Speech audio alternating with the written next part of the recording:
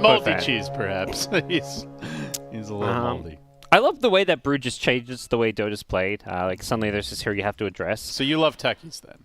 Techies, Broods, Alks, Meepos. Suddenly the game becomes about this hero, but then you've got one on both sides. So it's like, well, it's about the Brood. It's about the Alk. So which one is it more about for you this game?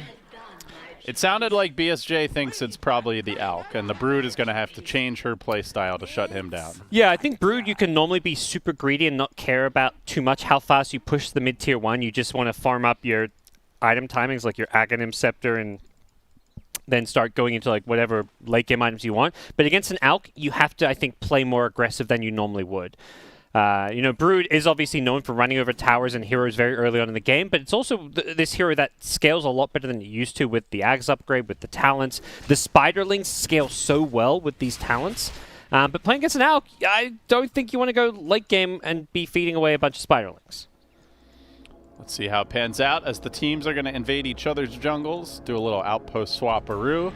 It does force the Death Prophet of Charlie into the safe lane, and generally not how we see Charlie play on this, you know, more of like a utility team fighter who is not going to AFK farm all game. I think it's a big part of why they didn't mind going for this cheesy Brood pick without having last pick, because they knew it would force this Death Prophet onto Charlie, and that's just not how chicken fighters generally win games. So it had this double effect where, one, you cheese them, and two, you make them play a different strat that they're less comfortable with.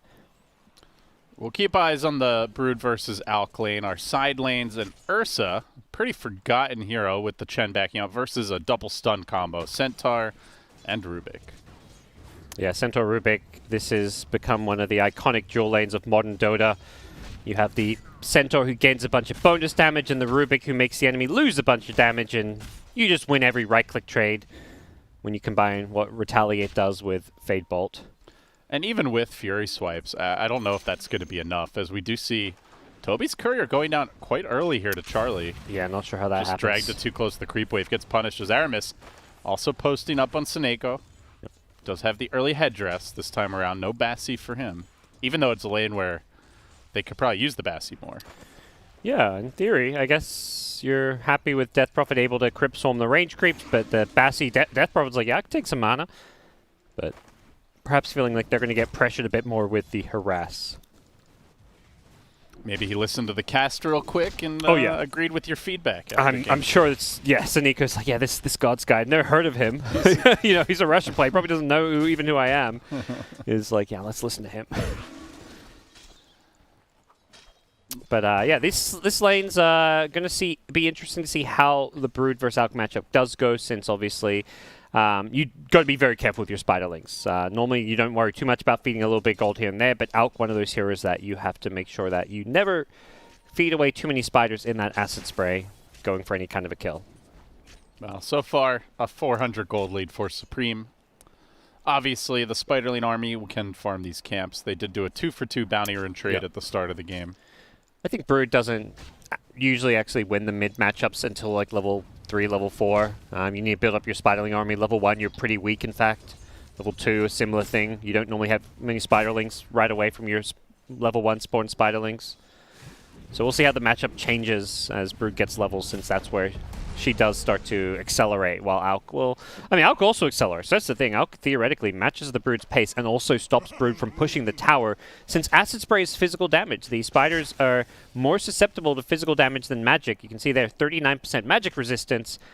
And Acid, you just plonk that on your tower and Spiderlings will have to run away. And once he gets Radiance, good luck. Yeah. At that point, the Spiderlings are not doing anything in fights. So... still a ways to go for that, but Supreme already with the double bracer. He's very durable in this lane. Doesn't seem like there's any chance of a kill in the mid lane, but in the side lanes, there well could be. Seneko being hounded here by Toby. Needed another lucky shot or two, doesn't get it. We'll have to back away.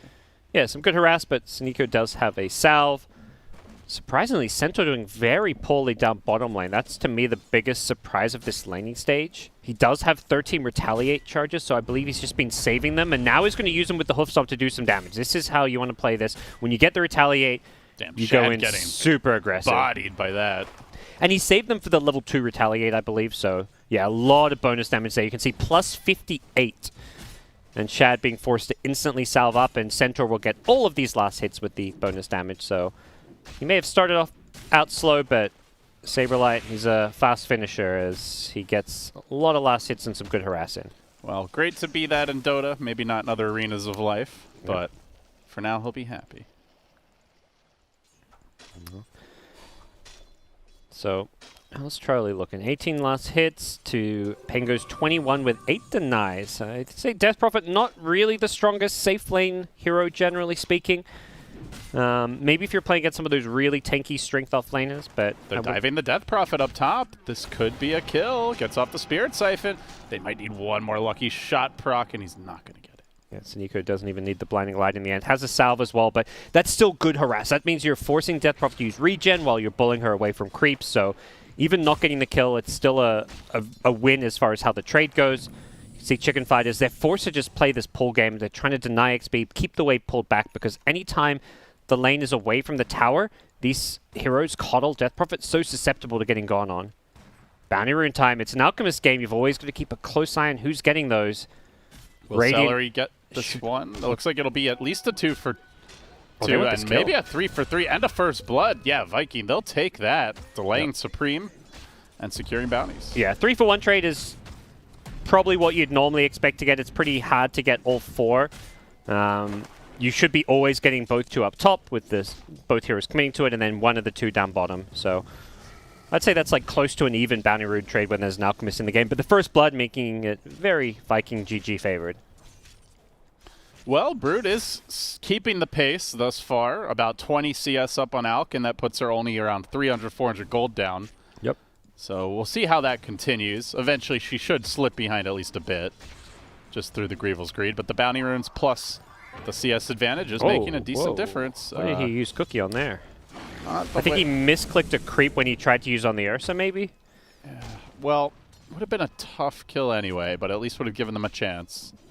Instead, Saberlight will live to fight another day. This does leave Toby on an island for a moment up top, but he's had a nice start. Yeah. Already has the completed urn with the charge, so he's feeling good. Yeah, I don't think there's any way they can actually deal with Toby with these 2 heroes by themselves. Saberlight. I think he's dead. If you just save the cookie so there's no TP out, Aramis going to run around. He's got the haste rune, Saberlight. Yeah, he should know he's dead. He's being body blocked. Body blocks here. Celery doing good work to slow him down. Now the cookie comes through. Scatter Blast at the ready. Needs another auto attack though, and he blinks him from distance. Looked like a sniper there. Yeah, that was a lot closer perhaps than it needed to be. Looked like he used the cookie at the perfect time to get the nice melee range Scatter Blast, but Centaur almost surviving. So, how do you feel the game's going, Gods? It's a slight net worth lead for Viking. Is that good enough? You're up against an Alk. He is still free farming. I think both teams are kind of getting what they would want out of this game. Perhaps the top lane you would have hoped to go a bit better if you're Chicken Fighters, but I think... Oh, they won Supreme. Nice. This time the cookie's on point. They try to lock him down, but he's got the Chemical Rage. They can't commit into that. They force the rotations, but this was an Ursa commitment. This is a level 5 Ursa starting to rotate early. Shad not going to be playing any kind of a hard carry this game with the Brood on the team. He's looking to be active, to invade. He's going for this early treads, which we're seeing as the new Ursa build. Toby. Oh, he's pushing to the limit here in the top lane. The Spirit Siphon probably going to cost him his life. It will. Charlie using that last charge and securing the kill. Now lobbing out the tips, the double tip strat coming out early in the game as they wrestle for psychological advantage. Yeah, very overcommitting on the Toby Pengo there. And once you're committed and you have Spirit Siphon on you, he can't back out. If he runs away, it looks kind of dumb because he's still trying to fight when he's obviously losing and dying. But if he runs, the Death Prophet will just follow you with the Spirit Siphon. So at that point, he's just too hard committed and he's overplayed his lane. So that's really nice with Death Prophet. To go back to your question, like, who's happy with this? I think both teams kind of go what they want. Alk is getting the good farm. The key thing is, how fast can Viking maybe take this mid-tier 1 tower? If they can take it before Alk has Radiance and then contest his jungle, slow down that Radiance, that's when the game looks really good for them. Whereas for Chicken Fighters, you're looking to keep all your tier 1 towers alive as long as possible. Well, the Brood Mama closing in on Diffusal Blade. At that point, there is some kill threat here. Oh, yeah. And Alk doesn't have the mono regen on his ult anymore, so it's something you have to keep in mind as an Alk player. Yep. No sort of mono-region items of any kind, actually. He's got the shovel. He's going to be praying for some bounty runes. And Nope. not what he's looking He's for. had double salve so far, I believe. Maybe one was a starting Bottom salve. lane, looks like Saberlight was forced to TP out. No stunning creeps here to prevent that. I did go all the way back to base, so that'll give Era the lane. We're seeing Toby getting zoned out of this lane a bit. Perhaps he is going to be needing that support to come back in. I like the fast Vessel, not going for any kind of a greedy build. No Javelin, no selfish items. They recognize this is an Alchemist game, and they also have Death Prophet. Who's building the Spirit Vessel? That's the first question they probably asked at the end of this draft when Alk was picked, was whose job is it? We need it as fast as possible. It has to be a core hero. Brood's like, nah, it's not me. Ursa's like, nah, it's not me. So it's you, Toby. The faster that comes online, the faster Viking can take team fights. What a team player, this Toby guy. Aramis is going to snipe Alk's courier. It looks like one more auto attack. No, you can't see it. Gets fogged. They're going in on but mid. They're going Supreme. in on the Alk, and they will get the kill. Nice Looking for rotation from Saberlight. Ursa. Good cookie follow-up. Getting Chad involved early Charlie and often. might die. And now Charlie's might go down with the Exorcism. He gets shredded. Whoa, way too much damage. And just like that, not only are they going to slow down the Alk's farm and take his jungle, but they get a triple kill on top. Shad's play around this mid lane has been very impressive to watch. Nice move from Sneeko to secure a bounty rune, though. It will make it a 2-for-2 trade, perhaps, as Toby's trying to block Sneeko from getting the other bounty rune. Looks like he'll succeed in doing so and get a kill for this. So Sneeko, in the end, only gets one bounty rune and dies for it. So very clear advantage going Vikings' way after the first 10-minute bounty rune battle and the Tier 1 tower. We talked about how fast can you take these Tier 1 towers. That's what kind of secures the Alk's farm, is keeping these Tier 1s alive. And it's Shad's Ursa who's making this rotation. This is the second time he's come mid. He is more than happy just to leave his bottom lane. He's not playing as a carry this game. He feels more like an offlaner with how active he's being. And that is exactly how what you got to do to deal with an Alchemist. It seems his role is just to hate on the Alk. And so far, Shad doing it to perfection. We'll see Supreme head towards the top jungle. Another smoke. Viking are chewing through these. That's, I think, 3. They want to slow down that Radiance timing. There's such a big difference between getting like a 12-minute Radiance and a 15-minute Radiance. Even if you slow it down by a minute, because of the way Alk farms with Greevil's Greed being exponential. They cookie Shad forward. He's just not quite in range, though. Chemical still Rage is get on the Orb of cooldown. Venom slow. They have to use the Stampede to get it back to safety. Does have Relic Gold now. Still no Radiance, and even just that move there slows down his Radiance by probably 30 seconds, maybe even more. So even not killing him can sometimes feel okay, assuming you still have other heroes farming on the map, which Toby's doing top and Boom is doing mid. The reason Ursa has to fight and not the Pengo is because this Pengo Spirit Vessel is the most key item in the game. Typically, you'd be saying, well, Ursa can just keep farming while Pengo fights, but until they have Spirit Vessel, they don't want Toby leaving top. Well, so there's the Spirit Vessel. A sub 12-minute Spirit Vessel for a Pango who was left alone for about 4 minutes. yeah. This is a real problem for the Alk, and this is an even bigger problem. He's going to walk right into Boom. They start chasing him with the cookie. He might survive this. The Insatiable Hunger nice. not online. Do they need it? The Mortimer's Kiss is raining down. They'll get the kill. Now they try to hunt Era. He's not even level 6 on Rubik. Jeez, this Alk is getting destroyed. That's the biggest kill we've seen yet this game. That one right there. This is you've got Relic, you're close to your Radiance. It's, you're about to get that 12, 13-minute Radiance and suddenly you die. You're pretty high level 2 because you've had all this solo XP in the lane as well as in the jungle, so your respawn time is pretty long, and suddenly your Radiance isn't coming until 14, 15 minutes. If you looked at the win rate of Alk, I'm sure like a 11, 12-minute Radiance probably has a way higher win rate than a 15-minute Radiance. Well, one of the, we'll see them rotate to try and kill Saberlight here. But one of the key ingredients of delaying him is the dewarding. There was a couple of dire wards on their side of the map, and now there's just nothing. They have absolutely no vision. Nowhere feels safe to farm for this Alk, and that has enabled them to slow him down and to find the kills. That was a big kill. They needed that for Toby. He used up all his Spirit Vessel charges, so he gets 2 more, and they get a tower with the kill. So they're taking another Tier 1 tower, giving him more access into this dire jungle. And Brood is ahead of Alk. That is a bad sign. Agreed. Very bad indeed. The part of the game where you have to go to the enemy jungle as an Alk to finish your Radiance, I imagine those games are also more often losses than wins, because typically you're hoping that your jungle remains a safe place to farm and to finish your Radiance, and that has not been the case for poor chicken fighters. And it's not even the Alk that's suffering by himself. It's like your teammates. Your Centaur is bottom 4 net worth, and Death Prophet Charlie, usually the top 1, top 2 net worth in the game, has got nothing in terms of items. He's going to melt to the physical damage of heroes like Ursa and Brood. Anytime they get on top of Charlie, he's just done for if he doesn't have like a Stampede or something to save him. Is there any hope for chicken fighters? How do they salvage this sinking ship?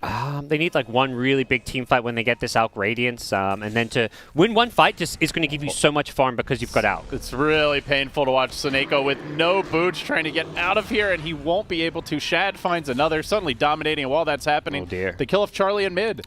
So a core going down, a support going down. The map is getting very claustrophobic as chicken fighters just getting choked out. Supreme forced to hide in the nice trees, micro too. and Shad is hunting him. He's going to walk into the Alchemist. Chemical Rage, it's worn off. Shad might just kill him solo. Backup coming in from the side. Celery, can he get in range for a boulder? It looks like he will just barely slow him down with the help of the Mortimer's Kisses. The Alk stun, not enough. Centaur Stomp is going to isolate him, kill him off again. Still no Radiance. Another costly death, and Toby diving the tier 3s. Here come Not the tips. looking good, LD. Viking are feeling themselves.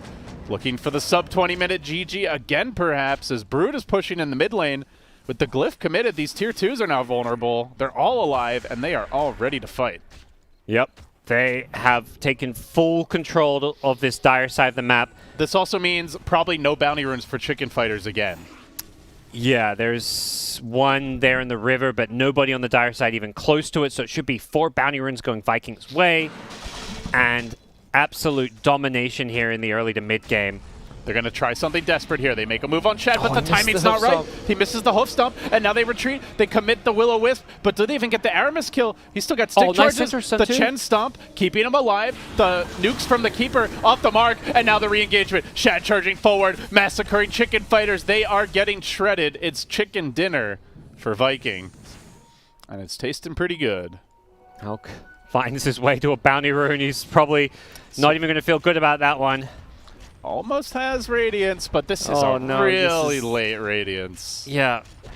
It's talking about 15 minutes being like a slowish timing. 16 is what he's looking at, and every and like you second said, matters no one else so is much. having a good game. It's not like he can catch up while the team holds the line. Yeah. They need him out in front. And you don't win games like 1v5 as Alk generally, unless you're having that free farm 11-minute Radiance He might game. die again here. Shad is going in on Supreme. Does have the Chemical Rage. Retreats, but look who's cutting him off. Toby, he's got the Rolling Boulder. Seneko with the Blinding Light. They can lock him down. He gets off the Spirit Vessel charge. Supreme is going to start dropping quickly. This is all mostly unhealable damage. Do they get a bash? They need one more stun. Never mind. No, they don't. Brood's coming in from behind. They lose their Alk again. Supreme is supremely screwed this game. 16-1. A 12K gold lead. It's basically a raffle stomp, gods. These teams are just trading stomps. It's one of these things where it feels like they're in each other's heads with these drafts and knowing how to play, because these odds every single game are like 50-50, dead even, but so much comes down to the draft and the way, the decision-making with some of these items. I love that Toby has this fast Spirit Vessel, and they just do not have an answer for Viking GG, who's just running over them right now. A ruffle stomp indeed. The jungle completely taken over. And the map, almost entirely, chicken fighters are trapped in their base. They've got one tier 2, they've got one ward, and that's it. And I don't see how they leave. It feels like Viking have to throw.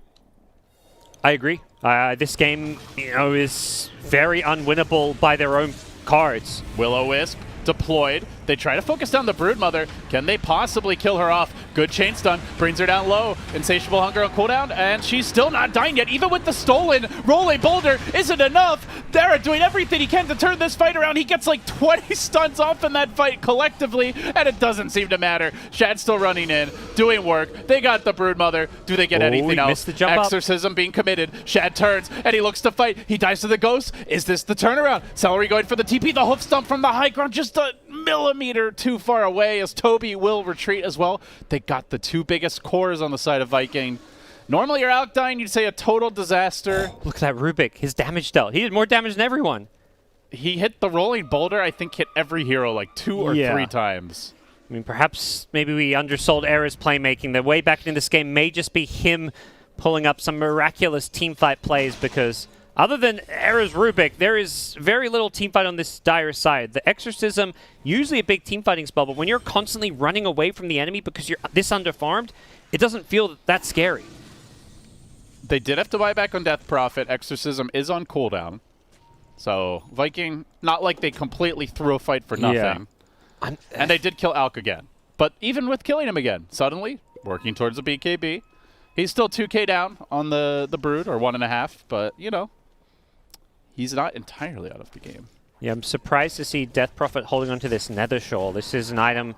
Okay, no, she's changed it out. I was about to say, it's an item that lowers her armor, and magic resistance is not as value. So going for the much better Essence Ring. And we'll see what Chicken Fighters can do. I think if you're raiding, if you're Viking, you're looking at maybe securing a Roshan before you go for another big play or try and break high ground. You keep trying to keep Chicken Fighters in their base. And, oh, Acronym Snapfire, first item from Aramis. Well, spitting in the Spicy. Ursa is a really cool play, actually. Yeah, you want to get the backlines. That's like one of the best heroes to throw in. Brood's not too bad, although I don't think she really will need the mobility usually. No. I think Ursa is definitely the target you're looking for. I'm curious if there's not like some team item that might be better. I guess Pengo's buying most of the team items. You've got Pengo and Chen. These are two heroes that are going to, yeah, they're getting Pipe, they're getting Spirit Vessel, Chen's getting the mech. I think he's overstayed his welcome here in the top lane. Cookie comes out, instant TP. He'll get out in time. Okay. They were hunting, they had a contract with his name on it.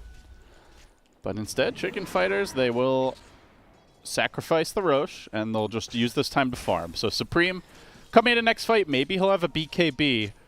I don't know how much it does for him, though, gods. They have so much physical damage from the Insatiable Hunger, from the Ursa. Like, you really need that next item or two. The AC, maybe a Basher. Yeah. And the issue is, yeah, there is a Basher on Chad, so he's got the control to deal with an Alk BKB. And it just feels like whenever Stampede is down, you're being ran at, and there's not a whole lot you can do in terms of making plays, so... And when that Abyssal comes online, his life gets even more difficult on the Alchemist, so...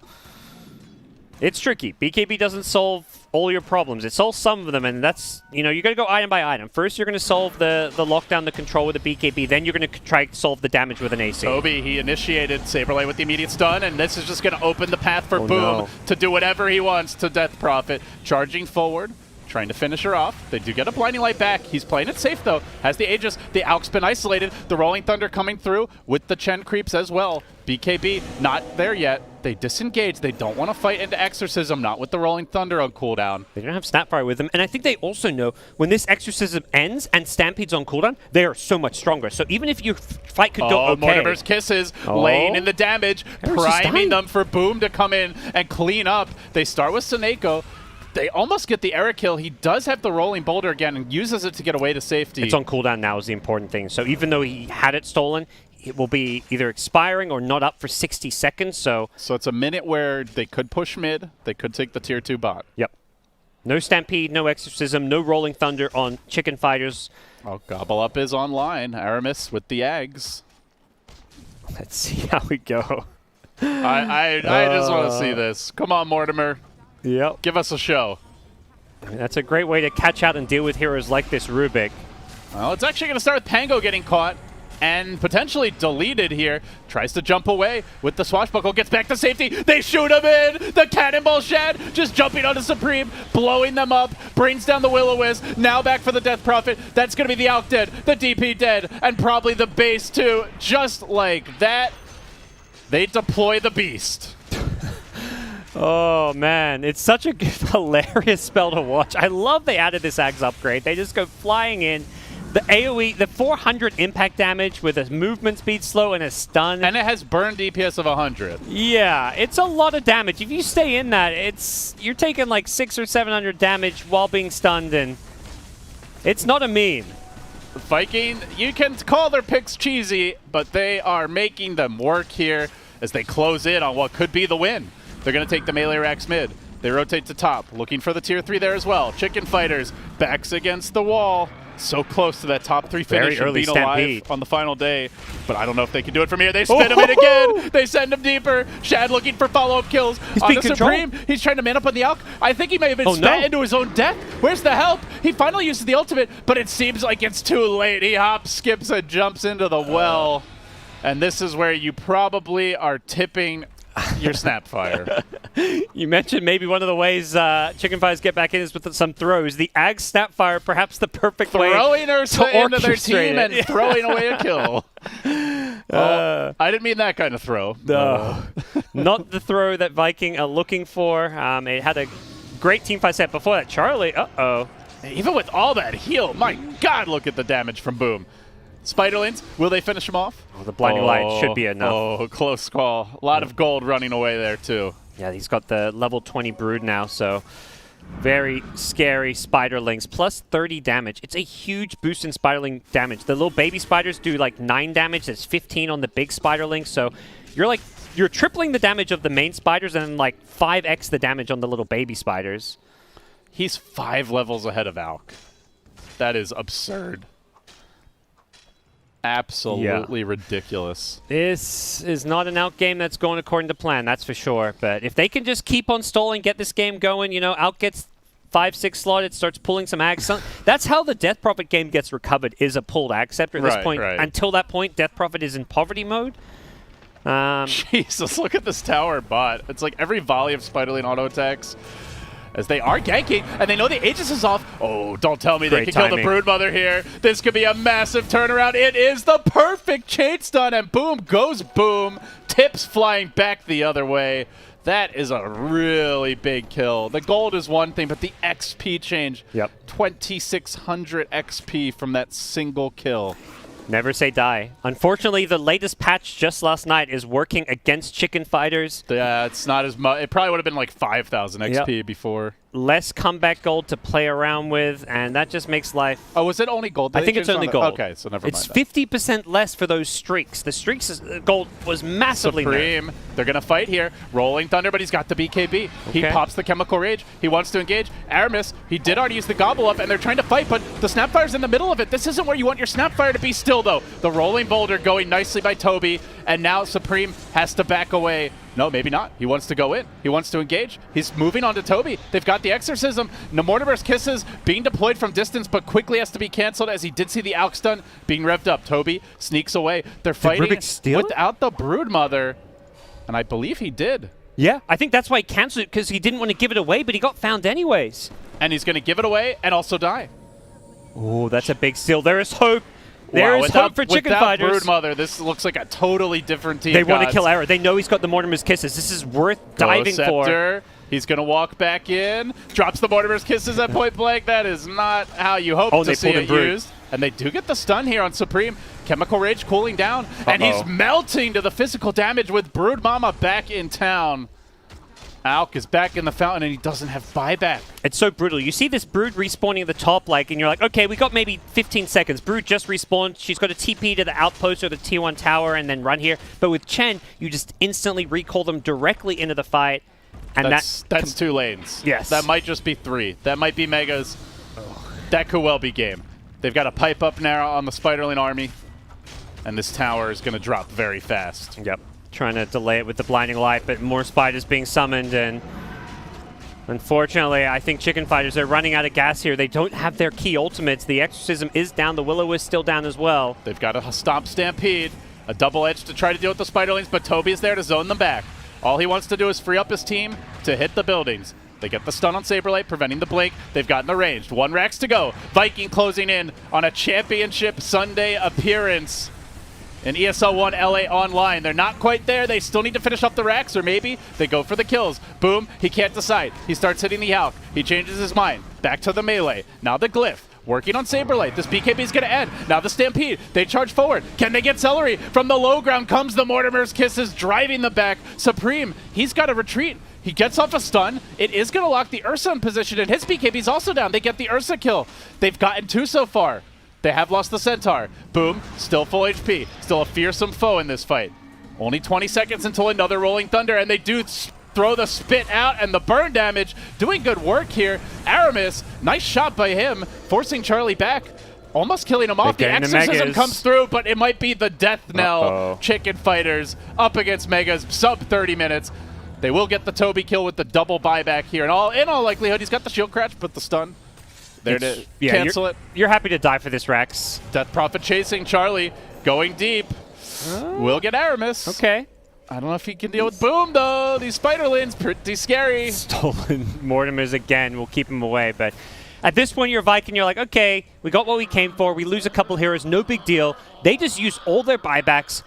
We're in complete control. It should be an unlosable game when you got Megas. Let's just wait for next Roche.